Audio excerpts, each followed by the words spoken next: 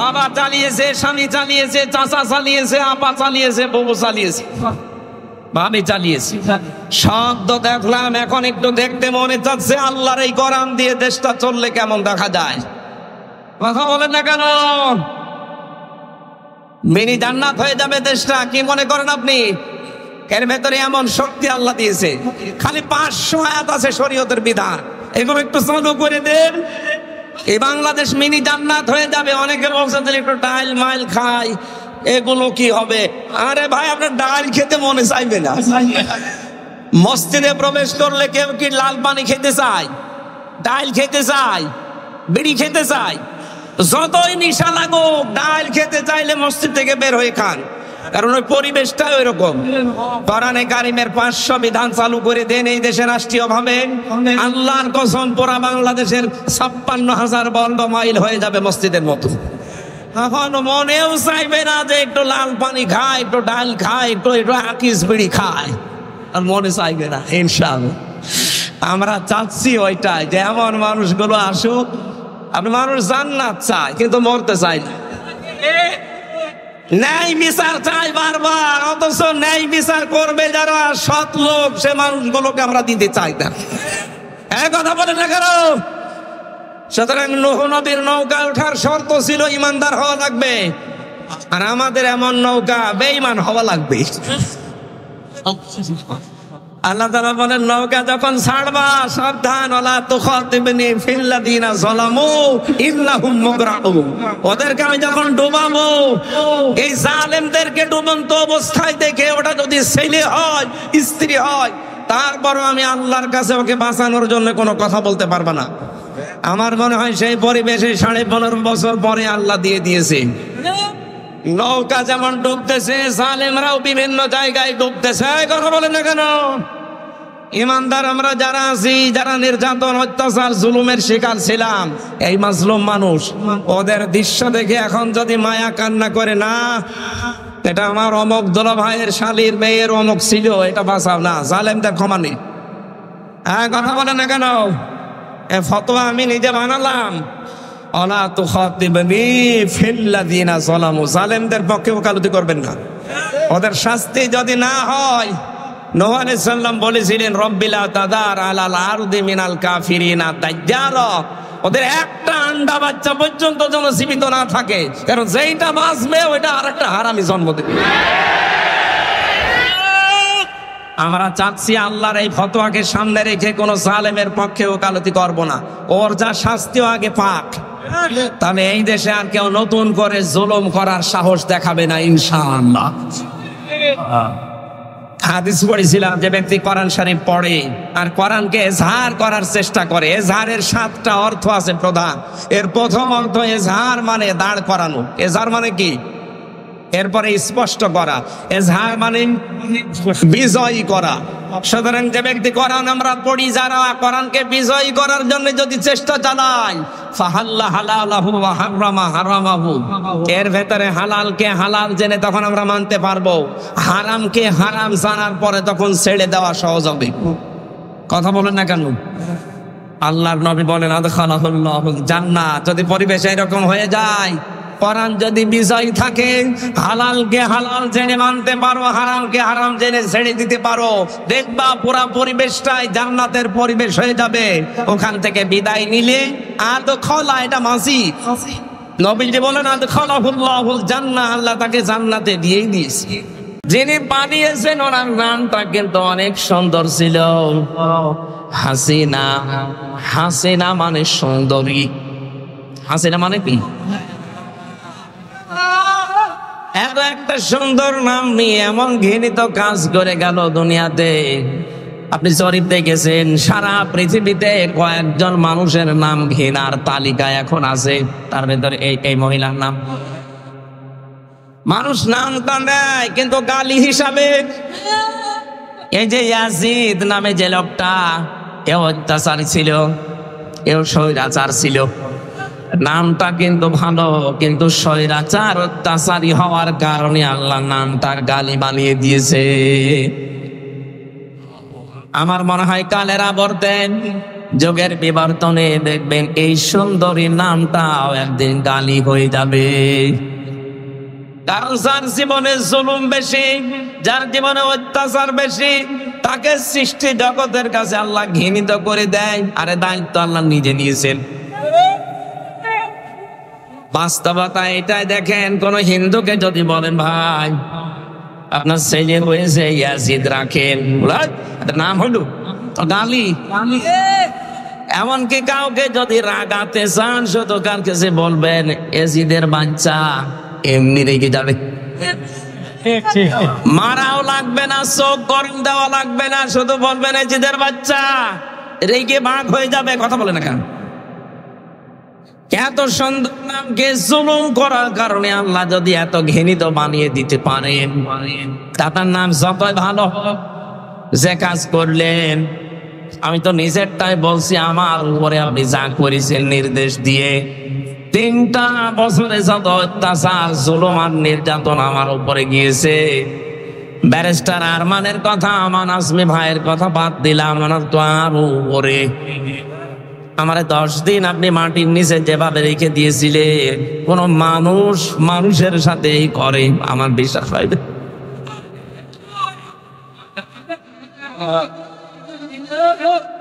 এই অত্যাচার গুলো করার কারণে আমার তো যতটুকু এখন বাস্তবে জ্ঞান পেয়েছি, আমি দেখেছি আমার সংসারের দিকে তাকিয়ে, এদেশের 18 কোটি মানুষ যদি ওই মহিলাকে মাফ করে দেয়, ব্যারিস্টার আরমানের বউ জীবনও মাফ করবে না। আর আমার মেয়েটা, ছোট মেয়েটা, এত রাগ ওই নামটা শুনলে ওরে গিয়ে যায়, অথচ নামটা কত সুন্দরী। জালেমদের উপরে আল্লাহ সৃষ্টি জগতের ভেতরে ঘৃণা তৈরি করে দেয়। এ দায়িত্ব হামজার না, এ দায়িত্ব কার? যেহেতু পেশাবাদ শামসিকার নাম শুনলে বোঝা যাচ্ছে চেহারাও কিরকম হবে। রাতের অন্ধকার বেছে নেওয়ার কারণে ঠিক থাকে, রাতে বের হয়ে শুধু ক্ষতি করে। আজ যারা জুলুমের অন্ধকার বেছে নিয়েছিলেন, আজ যারা শিরকের, কুফরের, বেদাতের অন্ধকারের পথ বেছে নিয়েছেন, আপনারাও মানুষের ক্ষতি করার জন্য, ঈমান ধ্বংস করার জন্য আপনারা রাতের অন্ধকার পাপের কাজগুলো বেছে নিয়েছেন। এটা যদি ইসলামে নেই, এর শিরিক ইসলামে আছে, বেদাত আছে, বলেন এ জুলুম নেই ইসলামে। এই কাজগুলো যারা করবে, পৃথিবীর ময়দানে মহান আল্লাহ পাক বলেন, এই মানুষগুলোর সামনে আপনি কোরআন উপস্থাপন করতে গেলে ওদের তো ভালো লাগবে না, কারণ মানুষগুলো দেখবে আমির হামজা যা বলতে চায় এগুলো আমার সাথে মেলে না। তখন রাগ করতে পারে। আপনার হাদিয়া তোফা, নজর নিয়াজ, এমনকি আপনার যাওয়া আসায় পর্যন্ত প্রতিবন্ধকতা সৃষ্টি হতে পারে। 1500 বছর আগে এই কথা আল্লাহ কোরআনে জানিয়েছেন হারাজনের ব্যাখ্যায়। অথচ বাংলাদেশে এখন এই 1500 বছর পরে দেখলাম খাপের খাপ মিলে যাচ্ছে। মুসলমানদের ভেতরে হয়তো কেউ না বোঝার কারণে মন খারাপ করে, আর কিছু মানুষ যারা আল্লাহ রাসূলে বিশ্বাসী, এরা যখন দেখে যে না, কোরআনে যা বলে এটা তো আমার বাবার দরবারের সাথে মিলছে না, আমি যে রাজনীতি করি এর সাথে মিলছে না, তখন ওরা বলবে হুজুর কোরআন হাদিসের কথা বলেন, তা আমি কি বাবার কথা বলছি নাকি? সেদিন দিনাজপুরে ছিলাম, অনেক আমার কানে কানে বলছে হুজুর এমন কোন কথা বলবেন না যেন আমার গায়ে লাগে। আমি আপনার চিনি। কোথায়? আমার বাড়ি কুষ্টিয়া, আপনার বাড়ি দিনাজপুর। 250-300 কিলোমিটার পথ, এত দূর পর্যন্ত এসে জীবনে আপনাকে আমি দেখিও নি, আপনার নামও শুনিনি। আপনার বিরুদ্ধে যাবে মানে আপনার পক্ষে যাওয়ার মতো কোনো কথা আমার আল্লাহ কোরআনে দেয়নি। কারণ আপনি যদি জালেম হয়ে থাকেন, মুনাফিক হয়ে থাকেন, আপনার পক্ষে কোনো কথা কোরআনে আছে? এক কথা বলেন আছে? আমি কি নতুন করে কিছু বানাবো নাকি? আপনারা আসলেই বলেন যে আপনি যা বলেন সব ওই দলের দিকে যায়। আরে ভাই, ওই দলের লোক কোরআন মেনে চলে, এই জন্য ওই দলের দিকে যায়। আপনি তো কোরআন মানেন না, আপনার দিকে যাবে কি করে?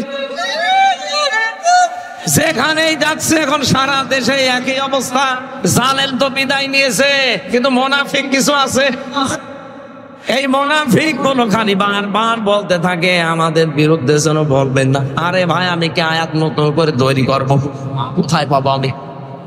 যা আছে সালেমের বিরুদ্ধে যেমন মুনাফিকের বিরুদ্ধে এইরকমই কথা বলে না কেন? আপনার পক্ষে যদি আল্লাহর কোরআনের কথা, রাসূলের হাদিসের কথা নিয়ে আসতে হয়, তাহলে হারাজনের ব্যাখ্যাটা আপনাকে বোঝা লাগবে। যেহেতু আমি এখানে বসেছি, কি করে উপস্থাপন করা লাগবে কোরআনে ধরন আল্লাহ আমাকে শিখিয়ে দিয়েছেন, আমরা সেই ধরনটা সামনে নিয়ে বলতে চাই। আল্লাহ আমাদের তৌফিক দাও, বলেন আমিন। 2024 সালের 5 আগস্টের সাথে কোরআনে কারিমের একটা আয়াতের আমি মিল পেয়েছি।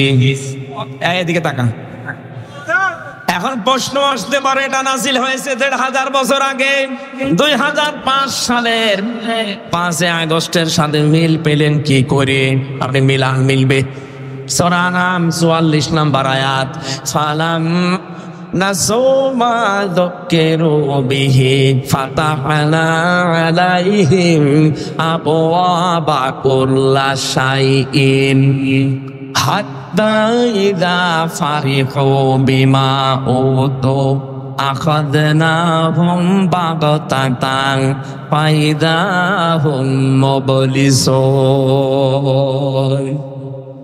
যারা কোরআন পড়তে পারেন আরবিতে বাংলায়, একটু বাড়িছে সূরা আনআমের 44 নাম্বার আয়াতটা মিলান, তখন দেখবেন জালেমদের প্রতি যারা ছাপাই গাচ্ছে এখনো, তাদের মুখ বন্ধ হয়ে যাবে। রব্বুল আলামিন বলেন, যখন তারা আমার আদেশ নিষেধ আমি যেটা পাঠিয়েছিলাম তাদের উপরে, এটা যখন তারা ভুলে গেল, তাদের যে নিয়ামতের দরজা আমি আল্লাহ সবগুলো খুলে দিলাম। এই যে ফাতাহনা, এর ফাইল সরাসরি আল্লাহ, বাবের বহুবচন আবওয়াব, ওদের শান্তির যত দরজা আছে সব আমি আল্লাহ ওদের ভুলে যাওয়ার কারণে খুলে দিলাম। প্রশ্ন আসতে পারে, আল্লাহর আদেশ ভুলে যাওয়ার কারণে আল্লাহ নিয়ামত আরো কেড়ে নেয়, আল্লাহ বাড়িয়ে দিল কেন? জবাব দিচ্ছি, এবার তাকান। 2006 সালের 28 অক্টোবর এই মাসে আমরা দেখেছিলাম একজন মানুষের মুখের কথাই লগি বইটা নিয়ে সারা দেশ থেকে মানুষ ঢাকায় গিয়ে জসিম ভাইয়ের মতো মানুষকে পিটিয়ে হত্যা করে লাশের উপরে ড্যান্স দিয়েছিল। জীবনে বহু ইতিহাস পড়েছি বিশ্ববিদ্যালয় থেকে, কিন্তু এই ইতিহাস কোনোদিন আমি শুনিও নি, পড়িও নি। দেখা তো দূরের কথা, যে জীবনে আশরাফুল মাখলুকাত মানুষ হত্যা করার পরে তার লাশের উপরে ড্যান্স দেওয়া যায় সম্ভব? সিরাজগঞ্জ থেকে একবার যাচ্ছিলাম মাহফিল করে, ড্রাইভারের পেছনে বসে আছে বাসের ড্রাইভার, মাঝখানে দেখলাম একটা কুকুর পড়ে আছে, কুকুরের গার উপর দিয়ে চালিয়ে না দিয়ে উনি বাং দিয়ে দিল, গাড়ি একটু কেঁপে উঠেছে। ড্রাইভারকে বললাম, ভাই আপনি এমন করলেন, গাড়ি এখনই তো অ্যাক্সিডেন্ট হয়ে যেত। আমার বলছে, হুজুর আপনি দেখেন না একটা কুকুর পড়ে আছে, আমি ডবল করে ওর গার উপরে চাকা চালাবো, আমার বিবেক নেই। বললাম, ভাই ও তো মরা কুকুর, ও মারলে কি আর না মারলে কি? ড্রাইভার আমার দিকে ঘুরে বলছে, হুজুর আপনি কি আসলে হুজুর? আপনি কেমন হুজুর? আপনি দেখছেন যে একটা মরা কুকুর পড়ে আছে, আমি আবার ডবল করে চাকা চালাবো, আমার বিবেক কি মরে গেছে? এই কথা শোনার জন্য আমি ছিলাম। একটা মরা নিকৃষ্ট প্রাণী, দুইটা কুকুর আর শুকুর, তার ভেতরে একটা পড়ে আছে, তাও মরে পড়ে আছে। এর উপর দিয়ে আপনি চাকা চালাতে পারলেন না, আপনার বিবেকে বাধা দিল। অথচ জসিম ভাইয়ের মতো মানুষকে, জীবিত মানুষকে পিটিয়ে লগে বৈঠা দিয়ে মারার পরে লাশের উপরে ড্যান্স দিয়েছে এই দেশে। আপনাদেরকে মানুষ বলেন কি বলি, আমার তো বিশ্বাস হয় না। এই বৈশাসিক নির্যাতন, এই দৃশ্য দেখার পরে আমার ওই সময় মনে হয়েছিল না, এই পৃথিবীতে ক্ষমতার এই যে আসল যেটা, এটা আরামের জায়গা অনেকে ভাবি আমরা, আসলে এটা আরাম। এই জায়গাতে আল্লাহ কোনদিন এইরকম জালিমদেরকে আর দেবেন না। তো দেখলাম 2 বছর পরে ঠিক আল্লাহ তাদেরকে দিল। মনে করলাম হয়তো খুব বেশি হলো না 5 বছর টিকবে। 9 সালে আসার পরে 13 সালে দেখি না আবার টিকে গেল। সে যেভাবেই হোক 13 সালের পরে মনে করেছিলাম না টিকার মতো কায়দা নেই। 18 সালে দেখি না আবার টিকে গেল। 24 সালে আসার পরে দেখলাম না তারা আবার টিকে গেল। মনে মনে ভাবছি আল্লাহ তোমার কোরআনে তুমি নিজেই জানিয়েছো মানুষ যখন তোমার নিয়ামত পাওয়ার পরে ভুলে যায় তখন তাদের শান্তির দরজাগুলো তুমি খুলে দাও। কিন্তু পরের শব্দে তুমি কি বললে? হাত্তা ইদা ফারিহু বিমা উতু, যখন তারা আমার দান কিন্তু এই বস্তু, এই শান্তি, স্বস্তি, নিরাপত্তা, প্রভাব প্রতিপত্তি, ক্ষমতা এগুলো পাওয়ার পরে যখন আনন্দে আত্মহারা হয়ে যায়, আল্লাহ বলেন আখাযনাহুম বাগতাতান, আমি আল্লাহ আকস্মিক ভাবে তাদেরকে আমি নিজে ধরি। আপনি বলেন তো 2006 এই অক্টোবরের 28 তারিখের পর থেকে 24 আগস্টের 5 তারিখ পর্যন্ত কোন সম্ভাবনা ছিল যে এরা পড়ে যেতে পারে? এদেশে বিএনপির মতো এত বড়, জামাত ইসলামের মতো এত বড় দল বহু চেষ্টা চালিয়েছে 15.5 বছর, এক চুলও নড়াতে পারে না। অথচ আল্লাহ নিজে মনে হচ্ছে ছাত্র ছাত্রীদের সাথে আবাবিল পাঠিয়েছিল, কিচ্ছু হাতে ছিল না তাদের, নিরস্ত্র, শুধু মুখের ভাষা দিয়ে জালেম পালাতে পারে, সম্ভব না। আল্লাহ বলেন আখাযনাহুম, আমি নিজে ধরেছি বাগতাতান, আকস্মিক ভাবে। এমন আকস্মিক ভাবে ধরেছে দুপুরের খাবার খাবে সে সময় পাইবে। পরের শব্দ তো আমি কঠিন। আল্লাহ পাক বলেন ফাইদাহুম মুবলিসুন, তাদেরকে আকস্মিক ভাবে ধরার পরে তারা হতাশ হয়ে পড়েছে। এদের চেহারার ভেতরে যে হতাশার ছাপ, এর বাস্তব চিত্র এই দরবেশ। আপনি দরবেশ যেদিন ঠোঁটে তোলে দেখেছেন চেহারা তো বোঝা যাচ্ছিল না, পচা ডিম খাওয়ার পরে তো একটু বোঝা গিয়েছে। আমি আরো বেশি দেখেছি ওই কালা মানিককে কলার পাতায় আল্লাহ শোয়েছে, এমনকি ওর বিসি উড়ে গেছি, তোর সংসার করার কাজ শেষ। সূরা আলে ইমরান 178 নম্বর আয়াতে আমি এর সাথে মিল পেয়েছি, ওয়ালা ইয়াহসাবান্নাল্লাযীনা কাফারু আন্নামা নুমলি লাহুম খায়রুল লিআনফুসিহিম ইন্নামা নুমলি লাহুম লিয়াজদাদু ইসমা ওয়ালাহুম আযাবুম মুহিন। কাফেরেরা ধারণা করেছে তাদের এই কম ক্ষমতা আল্লাহ মনে হয় তাদের ভালোবেসে দিয়েছে তাদের কল্যাণের জন্য, কিন্তু না, মানুষ যদি সত্যি জুলুমের পথ বেছে নেয়,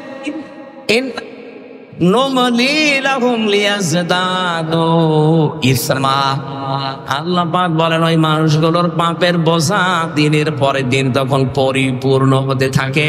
15.5 বছরে একদম তাই হয়েছে, পরিপূর্ণ যখন হয়ে গেছে পাপের বোঝা, ওয়ালাহুম আযাবুম মুহিন, ওদের জন্য অপমানজনক শাস্তি আল্লাহ রেডি করে রেখেছে, যেটা এখন দেখতে পাচ্ছি। একটা দেশ কত নিম্নগামী হলে, কত দুর্নীতিগ্রস্ত হলে জাতীয় মসজিদের ইমাম পর্যন্ত পালিয়ে যায়। 350 এমপি একবারে পালিয়েছে, পৃথিবীর ইতিহাসে আমি পড়ে পাইনি। ওই 850 বছর আগের এক ইতিহাস পড়েছিলাম, লক্ষণ সেন পালিয়েছিল। আরে 850 বছর পরে পৃথিবীর ইতিহাস পাল্টিয়ে ওনার নাতি পাল্টিয়েছে। কথা হবে না কেন? কোরআনের আয়াত থেকে আমি যেটা পেয়েছি, এদিকে তাকা, আল্লাহ রাব্বুল আলামিন যেটা জানাতে চেয়েছেন তাদের জন্য অপমানজনক শাস্তি আমি আল্লাহ রেডি করে রাখি, যারা জুলুম করবে এবং যারা জালিমদের সহযোগী হবে। জাতীয় মসজিদের ইমাম তো সম্মানের পাত্র, অথচ কয়েকদিন আগে যে যে অপমান হয়েছে এই মহিন শব্দটা ওর সাথে মিলে যায়। মুসল্লিদের পক্ষ থেকে জুতা পিটা করেছে, ও বলছে আমার কাছে জুতা লাগেনি। আরে শয়তান, এতগুলো জুতা খেয়েছে তো জুতা লাগেনি, আর কত অপমান হবে।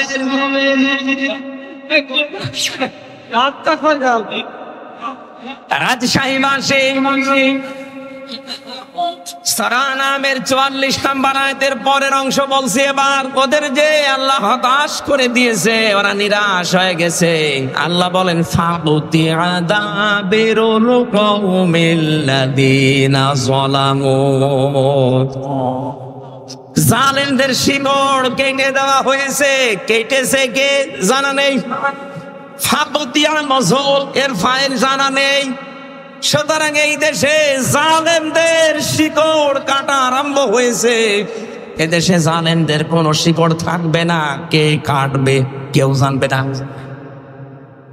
আমরা চাই যারা বড় জালেম ছিল, যারা মাঝারি জালেম ছিল, যারা ছোট জালেম ছিল, প্রত্যেকের তালিকা করে করে মোড়ে মোড়ে টাঙিয়ে দেন। জালেম যেন আর এই বাংলাদেশে প্রবেশ করতে না পারে, নিজের এলাকায় যেন আর প্রতিষ্ঠা না পায়। এই কথা বলা লাগবে, এটা ওদের জুলুমের পুরস্কার। কারণ জালেমদের দুনিয়াও শেষ, আখিরাত তো শেষ হয়ে গেছে আগেই। জালেমদের জন্য আখিরাতে কিচ্ছু নেই। জালেম মরবে আর জাহান্নামে যাবে, কারণ জালেমরা স্বামী শব্দটা অনেক ভারী। জালেমদের ভেতরে ভয় লাগিয়েছে কে? যারা নিজেরা ভয় পায় তার প্রমাণ হয়েছে গোপালগঞ্জের উনি বলছে, আপা ভয় পাবেন না, আপনি ঘাবড়াবেন না, আপনি ঘাবড়ালে ওরা নরম হয়ে যায়। ওরা যে নরম হয়েছে, ওদের শিকড় যে কেটে গেছে, এ কথাকার। জালেমদের ব্যাপারে ভয়ঙ্কর একটা কথা কোরআনে কারিমে আমি পেয়েছি, সূরা শূরা 42 নম্বর আয়াত, ইন্নামাস সাবিলু আলাল্লাযিনা ইয়াযলিমুনান নাস। আল্লাহ পাক বলেন, অবশ্যই আমি নিজে কিয়ামতের ময়দানে জালেমদের বিরুদ্ধে বাদী হয়ে মামলা দায়ের করব। এদেশের 1628টা চেয়ার ছিল, 1628টা চেয়ারে যারা ছিল প্রত্যেকটা মানুষ এই দেশের জনগণের কাছে জালেম হিসাবে পরিগণিত। কথা বলা লাগবে, এই 1628টা চেয়ারের কারণে আজ হাজার হাজার মানুষ গুম হয়ে গেছে, খুন হয়ে গেছে। বছরের পরে বছর আমার মতো জেল খেটেছে। কত কিছু থেকে তারা বৈষম্যের শিকার ছিল। এমনিতেই ছেলে মেয়েরা ফুসে ওঠেনি। বিশ্ববিদ্যালয় থেকে অনার্স মাস্টার্স করে ফার্স্ট ক্লাস ফার্স্ট হওয়ার পরেও তার জায়গায় সে যেতে পারবে না। এর চাইতে বৈষম্য আর কি হতে পারে? আমরা চাই কিয়ামতের আগে এই বৈষম্য যেন দেশে আর ফিরে না আসে। জালেমরা যেহেতু এই দেশে হামজার মামলার আসামি না, এরা সরাসরি মামলার আসামি। কার? এখানে কোন জালেম এদেশে থাকতে পারবে না। এদেশে থাকতে হলে মানুষের বন্ধ হয়ে থাকা লাগবে। নবীজির হাদিস ছিল, খায়রুন নাস মাইয়ানফাউন নাস। হাদিসের ব্যাখ্যার দিকে আমি পড়েছি, নবীজি কিন্তু এ কথা বলেন না যে সর্বোত্তম মানুষ ওই লোকটা যে লোকটা মুসলমানের উপকার করে না। খায়রুন নাস মাইয়ানফাউন নাস, এনফাউল মুজারে বর্তমান ভবিষ্যৎ, প্রেজেন্ট ফিউচার। নাস মানে মানুষ।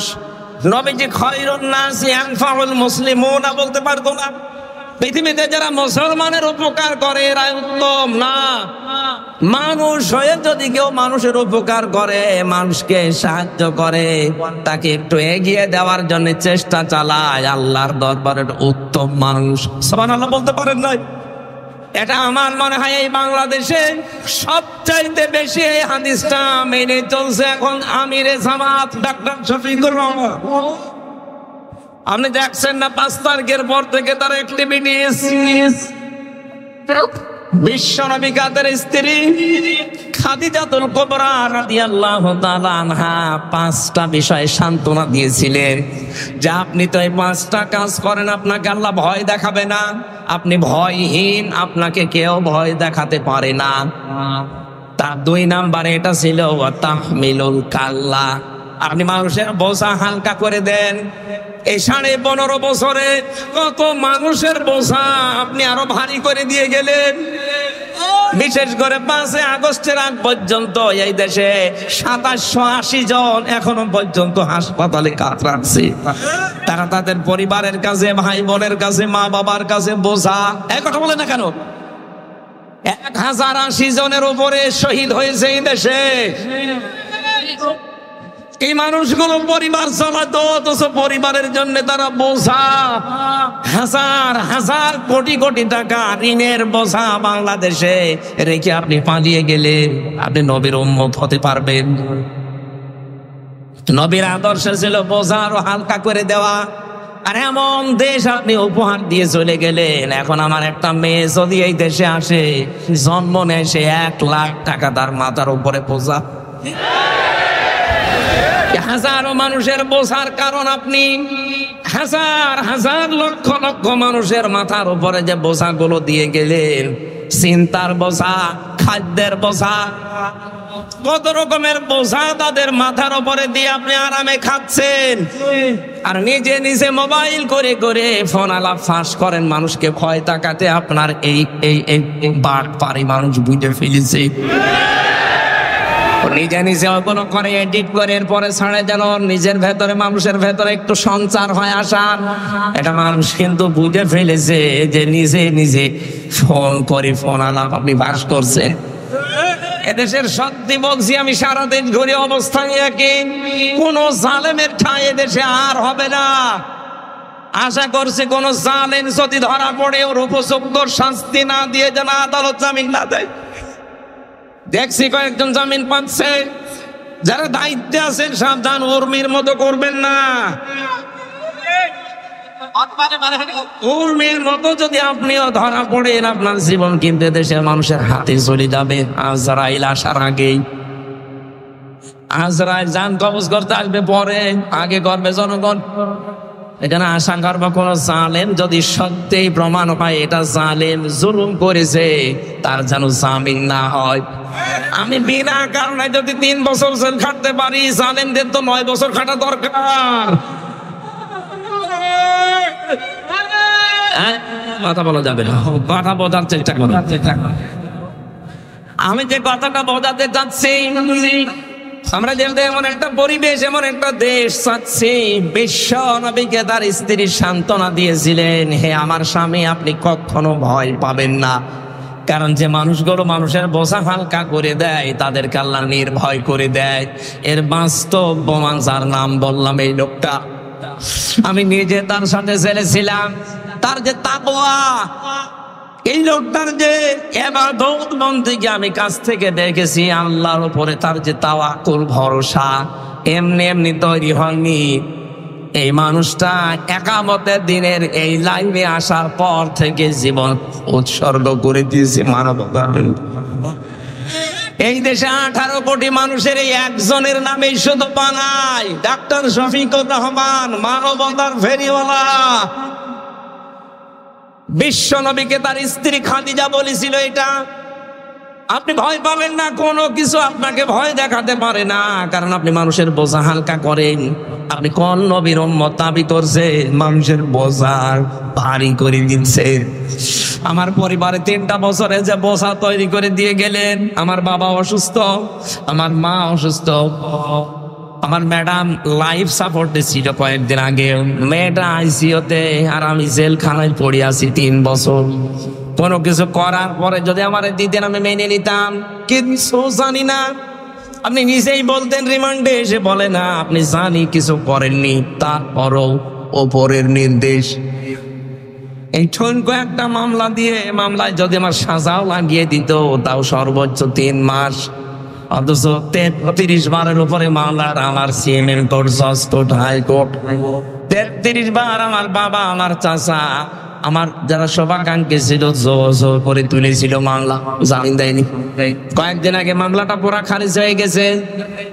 বিচারপতি ওইটা দেখার পরে বলছে, কি দেখে বিচার করবো, এর ভেতরে কোনো মাল নেই।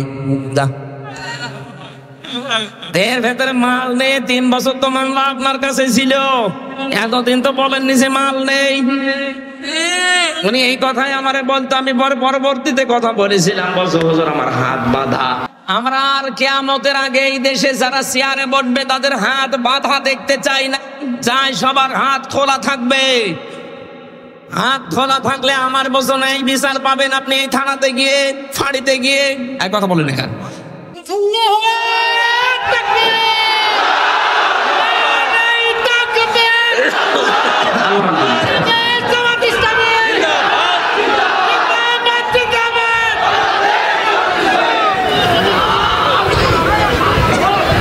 রাজশাহীবাসী আমরা বাকি কথা আমার শরীর এবং সময়ের দিকে খেয়াল করছি। কালকে আমার শপথ আছে কুষ্টিয়াতে, আমি বেশি দেরি করতে পারবো না। সকাল 6টায় আসবে সেক্রেটারি জেনারেল, এই জন্য খুব তাড়াতাড়ি করছি। আমি মনে করলাম 10টায় শেষ করে চলে যাবো। এমনি যে শরীরের অবস্থা, আবার কালকে আছে টাঙ্গাইলে, ওই অনুষ্ঠান শেষ করে ওইটা ধরা লাগবে। চারিদিকে খেয়াল করে আমি আয়াতে প্রবেশ করছি, সব বাদ দিয়ে দিলাম। সূরা হুদ থেকে একটা মাত্র আয়াত পড়েছি, 36 নম্বর আয়াত। এখন এই ঐতিহাসিক প্রেক্ষাপটের ব্যাকগ্রাউন্ডের পরে শিক্ষা, এগুলো সব বলতে গেলে অনেক সময় যাবে। আমি সব বাদ দিয়ে সরাসরি প্রবেশ করছি, নাকি জবান ছেড়ে আমরা কোরআনে প্রবেশ করি। আউযু বিল্লাহি মিনাশ শাইতানির রাজিম, বিসমিল্লাহির রহমানির রহিম। وَأُوحِيَ إِلَى نُوحٍ أَنَّهُ لَن يُؤْمِنَ مِن قَوْمِكَ إِلَّا مَن قَدْ آمَنَ فَلَا تَبْتَئِسْ بِمَا كَانُوا يَفْعَلُونَ।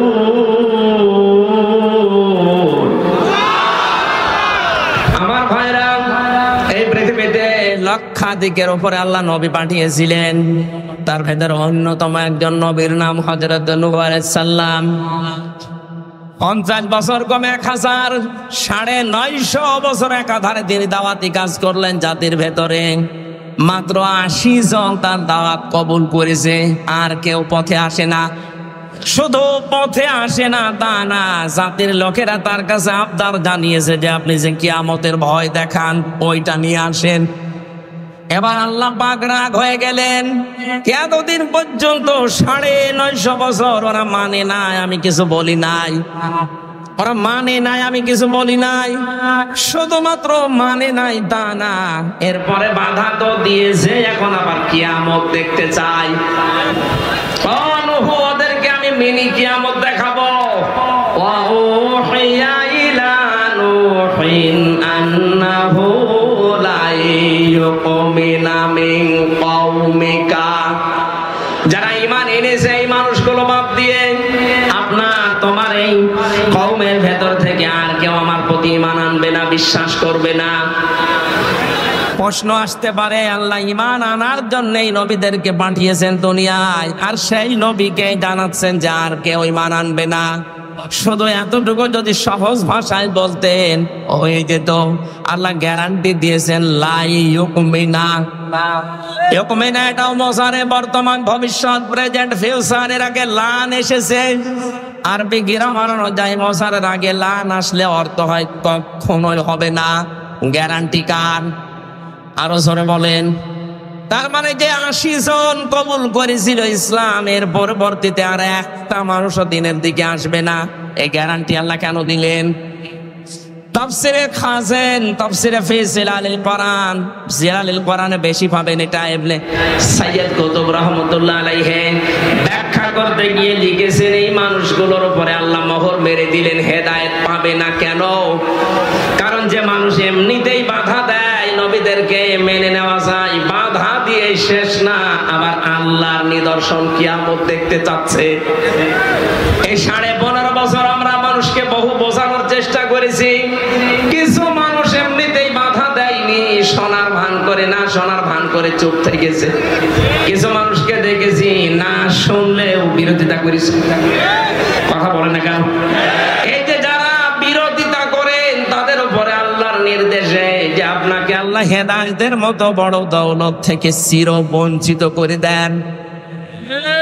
আয়াতের তাফসীরের ভেতরে 7টা কারণ পেয়েছি আমি। দ্বিতীয় নম্বর কারণ, এই খুব খেয়াল করে শুনবেন, আল্লাহ মানুষকে যে হেদায়েত দেয় না, 1 নাম্বার কারণ যারা বিরোধিতা করে দাওয়াতের, ওহির দাওয়াত দিয়ে যারা বিরোধিতা করে, মানে তো নাই বিরোধিতা করে, এই মানুষগুলো হেদায়েত থেকে বঞ্চিত।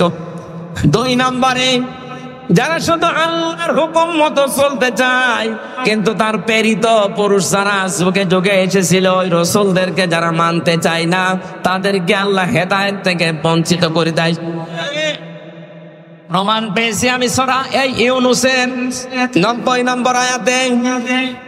ফেরাউন যখন ডুবে যাচ্ছিল, খুব খেয়াল করে শোনেন, এতদিন যেভাবে শুনেছেন না ওইভাবে না, নতুন ভাবে বলছি। হাত্তা ইযা আদরাকাহুল গরাক আমানতু আন্নাহু লা ইলাহা ইল্লাল্লাযী আমানাত বিহি বানু ইসরাঈল। ভালো করে মন দিয়ে শোনেন, কান লাগিয়ে। ফেরাউন যখন ডুবে যাচ্ছিল ওই সময় ঘোষণা দিয়েছে, আমি ঈমান আনলাম ওই আল্লাহর উপরে যার উপরে বনি ইসরাঈলরা ঈমান এনেছে। ওয়ানা মিনাল মুসলিমিন, আমি তো মুসলমান। এরপরও ফেরেশতারা আমারে বারবার সবাই কেন জবাব দিয়েছেন মুফাসসিরিন ইকরাম, যে 7টা বললাম তার 2 নম্বরে ও কিন্তু শুধু আল্লাহ পাকের একাত্মবাদের ঘোষণাটা দিয়েছিল, যে আল্লাহর উপরে আমি ঈমান আনলাম। কোন আল্লাহ? বনি ইসরাইল রাজার উপরে ঈমান এনেছে ওই আল্লাহ। এর পাশাপাশি যে ওই জামানার প্রেরিত পুরুষ যিনি হযরতে মুসা কালিমুল্লাহ, ওই জামানায় কেউ মুসলমান যদি হতে চায় তাহলে তার বলা লাগতো লা ইলাহা ইল্লাল্লাহ মুসা কালিমুল্লাহ। কথা বলে না। এখন এই জামানায় ওই প্রেরিত পুরুষ আর নেই, এখন আছে আরেকজন। এই জামানায় কেউ যদি এখন কালেমা পড়ে মুসলমান হতে চায়, শুধু লা ইলাহা ইল্লাল্লাহ বললে হবে না। এ জামানার যিনি প্রেরিত পুরুষ, কিয়ামত পর্যন্ত যার নাম ঘোষণা আছে মুহাম্মাদুর রাসূলুল্লাহ, এই শব্দ আপনাকে বলা লাগবে। ফেরাউন ওই সময়, আল্লাহ তোমাকে আমি মানি। ফেরাউন এই কথা বলার পরে জামানার প্রেরিত পুরুষ আল্লাহর রাসূল এবং আল্লাহর নবী হযরতে মুসা আলাইহিস সালাম কেউ মানে নাই, এই জন্য আল্লাহকে হেদায়েত দেয়নি। এই জামানা এখন এই বাংলাদেশ সহ বিশ্বে যারা আমি নামাজ পড়ি, আমি রোজা রাখি, আমি হজ করে এসেছি, আমি আল্লাহ বিশ্বাস করি, আমিও জানি ওইটা, কিন্তু তার প্রেরিত পুরুষকে এই জামানায় এখন থেকে কিয়ামত পর্যন্ত আল্লাহর প্রেরিত পুরুষ আমাদের জন্য যিনি মুহাম্মদুর রাসূলুল্লাহ, তার আদর্শ যদি আপনি মানতে না চান, নামাজ পড়ে রোজা রেখে হজ করে যাকাত দিয়ে মরণের সময় ফেরাউনের মতো মরণ হবে। আমি বোঝাতে না পারলে আবার রিপিট করছি, আজ যারা শুধুমাত্র আল্লাহর হুকুম বলেন, আমি কি নামাজ পড়ি না? হ্যাঁ নামাজ পড়ে, আমিও জানি। হুকুমটা কার? বলেন বলেন। আপনি তো বলেন আমি এত 7 লক্ষ টাকা খরচ করে হজ করে আসলাম। হ্যাঁ, হুকুমটা কার? কিন্তু তার হুকুম প্রেরিত পুরুষ যিনি এখন তার 63 বছরের ভেতরে 23 বছর মেনে নেওয়া ফরজ আইন মাস্ট বি, মানায় লাগবে। তার 23 বছরের ভেতরে 10 বছর তিনি কোরআন দিয়ে রাষ্ট্র চালিয়েছিলেন। কথা বলেন না কেন?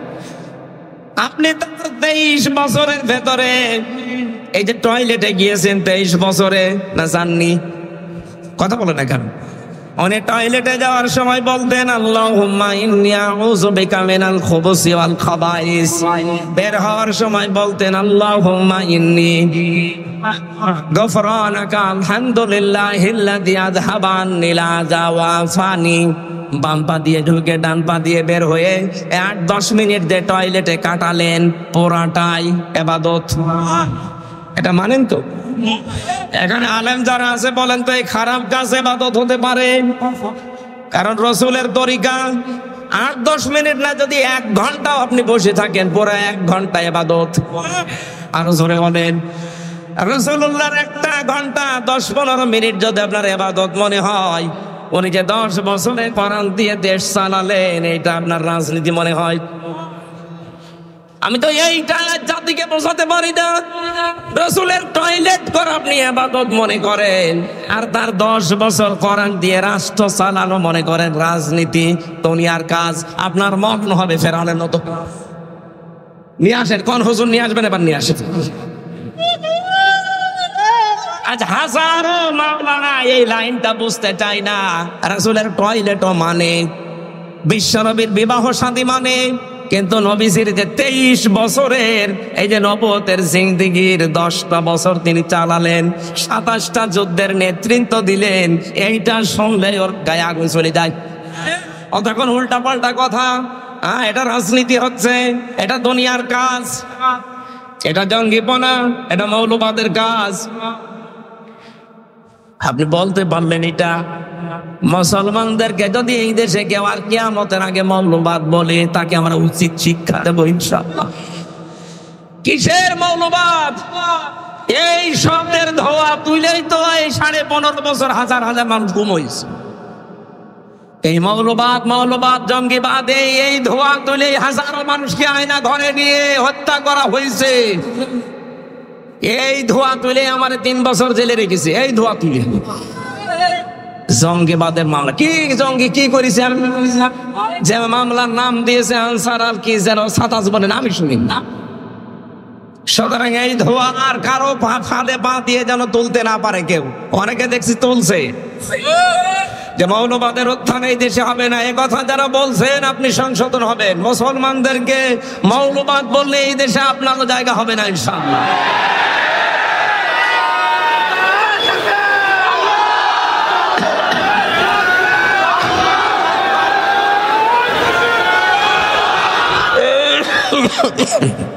হেদায়েত থেকে নিজেকে বঞ্চিত করে দিয়ে না।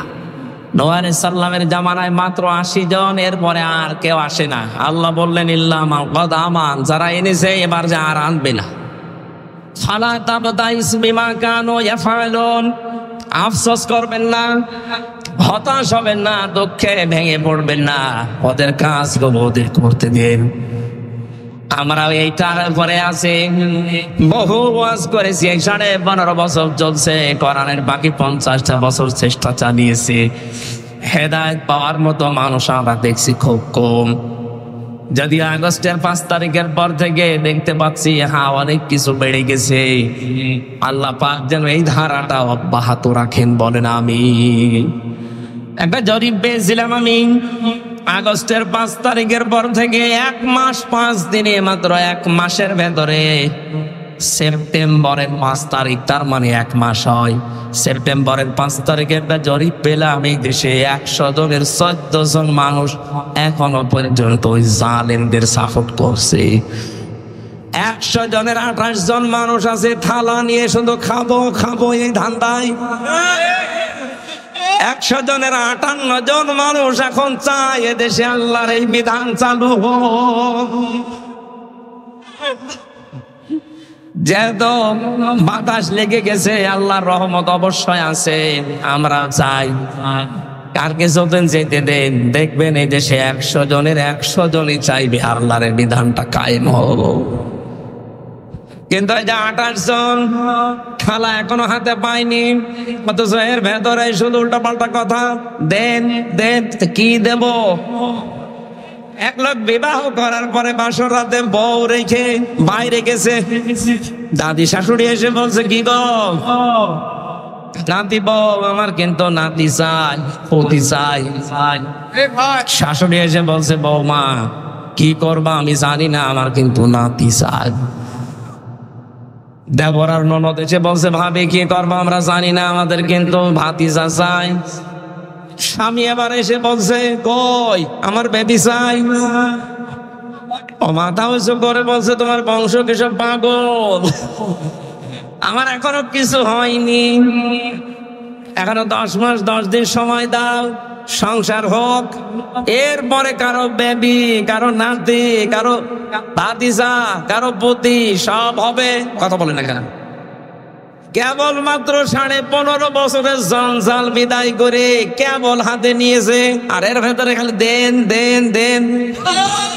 আপনার নাতি দেবে, আপনার পতি দেবে, আপনার ভাতিজা দেবে, আপনার বেবি দেবে, ওকে ফ্লাক্সি লোড করে নিয়ে আসবে। ওরে সময় দেবেন না একটু? 15.5 বছরের জঞ্জাল এখনো কি বিদায় হয়েছে? 100 জনের 65 জন আমরা দেখতে পাচ্ছি অনেকে বিদায় নিয়েছে, পরিবর্তন অলরেডি হয়ে গেছে, আর বাকিগুলোরও থাকার দরকার নেই। ওরাটা বাদ দিয়ে ফেলুক, সংস্কার করা, যেহেতু সংস্কার আন্দোলন এটা, যেই 9টা দফা দিয়েছিল ছাত্র আন্দোলনের এই ভাইরা, তার ভেতরে সংস্কার তারা চায়নি। আমরা চাই সংস্কার করে হাতে দেখ, নাই তো এখন দেন দেন করলে আবার দিনের ভোট রাতে হয়ে যাবে। কথা বলেন না কেন? বেশি দিনও না, আমরা সংগত সময় অন্তত 10 মাস 10 দিন লাগে একটা বাচ্চা হতে, সেই সময় তো দেওয়া লাগবে।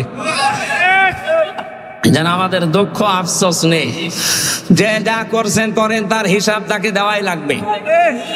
আল্লাহ রাব্বুল আলামিন হযরত নূহ আলাইহিস সালামকে এবার আদেশ দিলেন, ওরা যা আরম্ভ করেছে শুধু কিয়ামত চাই তা তো বলে না, আপনার উপরও এবার অত্যাচার, জুলুম, নির্যাতন একেবারে শেষ করে ফেললো।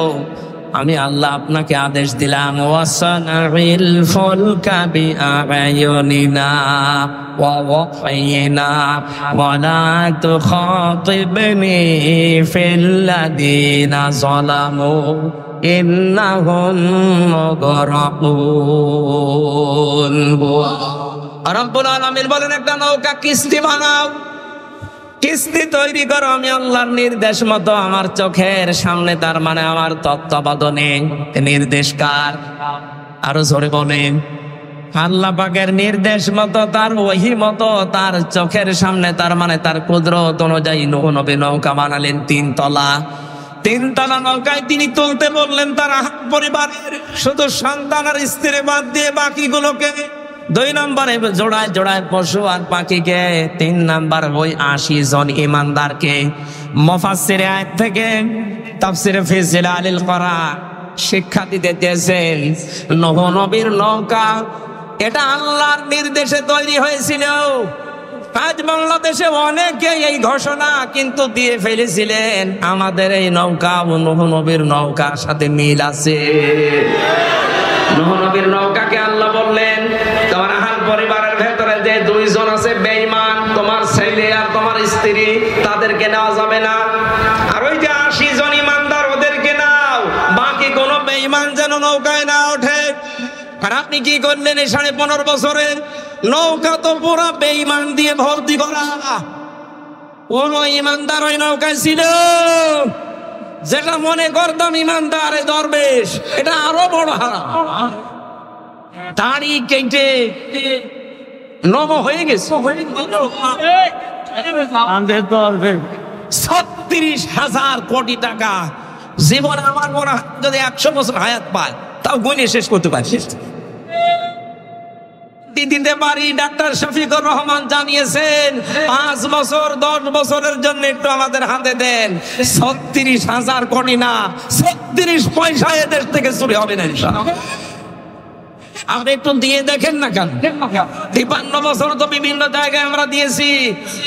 বাবা চালিয়েছে, স্বামী চালিয়েছে, চাচা চালিয়েছে, আপা চালিয়েছে, বউ চালিয়েছে, ভাবি চালিয়েছি, শব্দ দেখলাম। এখন একটু দেখতে মনে চাচ্ছে আল্লাহর এই কোরআন দিয়ে দেশটা চললে কেমন দেখা যায়। কথা বলেন না কেন? মিনি জান্নাত হয়ে যাবে দেশটা, কি মনে করেন আপনি? এর ভেতরে এমন শক্তি আল্লাহ দিয়েছে। খালি 500 আয়াত আছে শরীয়তের বিধান, এগুলো একটু চালু করে দেন, এই বাংলাদেশ মিনি জান্নাত হয়ে যাবে। অনেকে বলছে যে একটু ডাল মাইল খাই, এগুলো কি হবে? আরে ভাই, আপনার ডাল খেতে মনে চাইবে না? মসজিদে প্রবেশ করলে কেউ কি লাল পানি খেতে চায়, ডাল খেতে চায়, বিড়ি খেতে চায়? যতই নিশা লাগুক, ডাল খেতে চাইলে মসজিদ থেকে বের হয়ে খান, কারণ ওই পরিবেশটা ওই রকম। কোরআনে কারিমের 500 বিধান চালু করে দেন এই দেশে রাষ্ট্রীয় ভাবে। আল্লাহর কসম, পুরা বাংলাদেশের 56,000 বর্গ মাইল হয়ে যাবে মসজিদের মতো। এখন মনেও চাইবে না যে একটু লাল পানি খায়, একটু ডাল খায়, একটু আকিস বিড়ি খায়, আর মনে চাইবে না ইনশাআল্লাহ। আমরা চাচ্ছি ওইটাই, যে এমন মানুষগুলো আসুক। আপনি মানুষ জান্নাত চায় কিন্তু মরতে চায় না। ন্যায় বিচার চাই বারবার, অথচ ন্যায় বিচার করবে যারা সৎ লোক, সে মানুষগুলোকে আমরা দিতে চাই না। এক কথা বলে না কেন? সুতরাং নূহ নবীর নৌকা ওঠার শর্ত ছিল ইমানদার হওয়া লাগবে, আর আমাদের এমন নৌকা বেঈমান হওয়া লাগবে। আল্লাহ তাআলা বলেন, নৌকা যখন ছাড়বা সাবধান, ওয়ালা তুখাতিবনি ফিল্লাযিনা যালামু ইন্নাহুম মুগরাকুন। ওদেরকে আমি যখন ডুবাবো, এই জালেমদেরকে ডুবন্ত অবস্থায় দেখে, ওটা যদি ছেলে হয় স্ত্রী হয়, তারপরও আমি আল্লাহর কাছে ওকে বাঁচানোর জন্য কোনো কথা বলতে পারবো না। আমার মনে হয় সেই পরিবেশে 15.5 বছর পরে আল্লাহ দিয়ে দিয়েছে। নৌকা যেমন ডুবতেছে, জালেমরাও বিভিন্ন জায়গায় ডুবতেছে। কথা বলেন না কেন? ইমানদার আমরা যারা আছি, যারা নির্যাতন অত্যাচার জুলুমের শিকার ছিলাম, এই মাজলুম মানুষ, ওদের দৃশ্য দেখে এখন যদি মায়া কান্না করে, না এটা আমার অমুক দুলা ভাইয়ের শালীর মেয়ের অমুক ছিল, এটা বাঁচাও না, জালেমদের ক্ষমা নেই। কথা বলেন না কেন? এ ফতোয়া আমি নিজে বানালাম।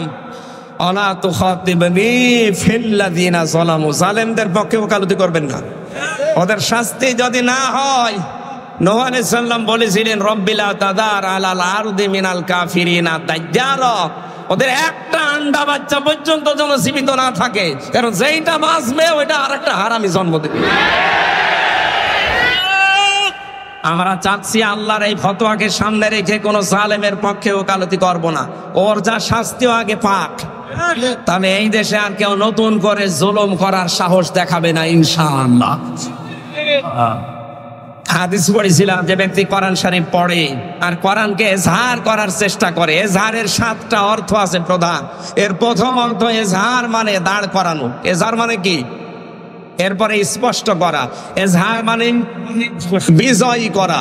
সুতরাং যে ব্যক্তি কোরআন আমরা পড়ি, যারা কোরআনকে বিজয়ী করার জন্য যদি চেষ্টা চালায়, ফাহাল্লা হালালাহু ওয়া হারামা হারামাহু, এর ভেতরে হালালকে হালাল জেনে তখন আমরা মানতে পারবো, হারামকে হারাম জানার পরে তখন ছেড়ে দেওয়া সহজ হবে। কথা বলেন না কেন?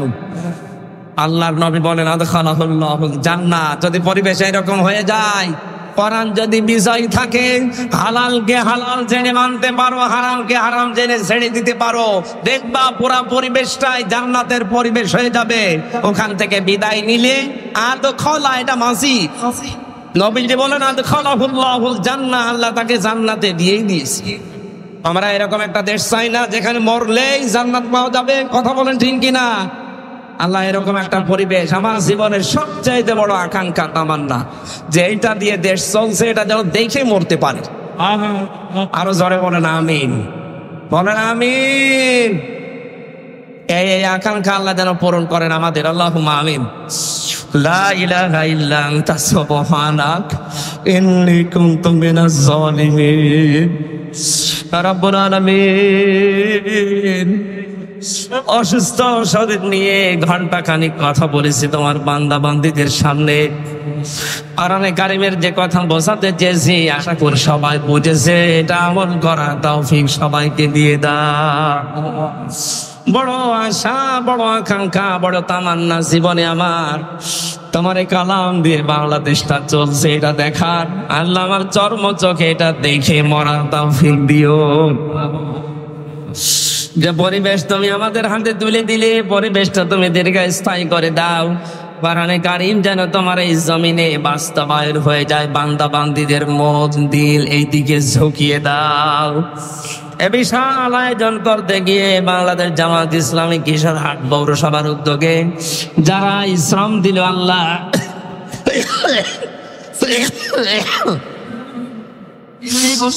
কিশোরহাটের সম্মানিত আমির, এই পৌরসভার আমির এবং সেক্রেটারি শ্রদ্ধাভাজন মামা যান ডাক্তার হাফিজুর রহমান হাফিজ সহ যত মানুষ চেষ্টা চালিয়েছেন, আব্দুল আওয়াল ভাই সহ আমি নাম অনেকের জানি না, যত মানুষ এগিয়ে এসেছে কোরআনের এই প্রসারে, আল্লাহ তোমার রহমত তাদের দিকে এগিয়ে দাও। মাহফিলের প্রধান অতিথি, বিশেষ অতিথি সভাপতি সাহেবকে কবুল করো। সম্মানিত মা বোন যারা এসেছে, আল্লাহ পর্দার আড়ালেদেরকে খাদিজার মতো, আয়েশার মতো বানিয়ে দাও।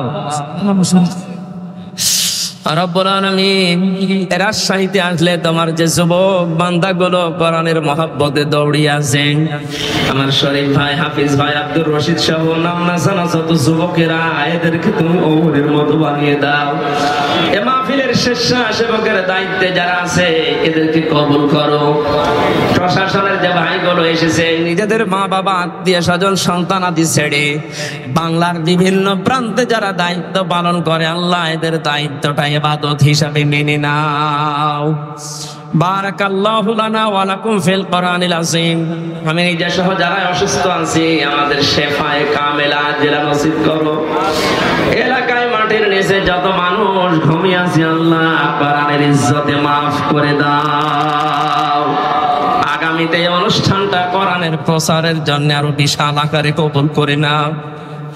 রব্বুল আলামিন মানবতার ফেরওয়ালা ডাক্তার শফিকুর রহমান থেকে শুরু করে যত মানুষ একামতের দিনের দায়িত্ব এই দেশে জান প্রাণ বাজিয়ে রেখে পালন করছে, আল্লাহ এই মানুষগুলোর এই শ্রম কবুল করে না।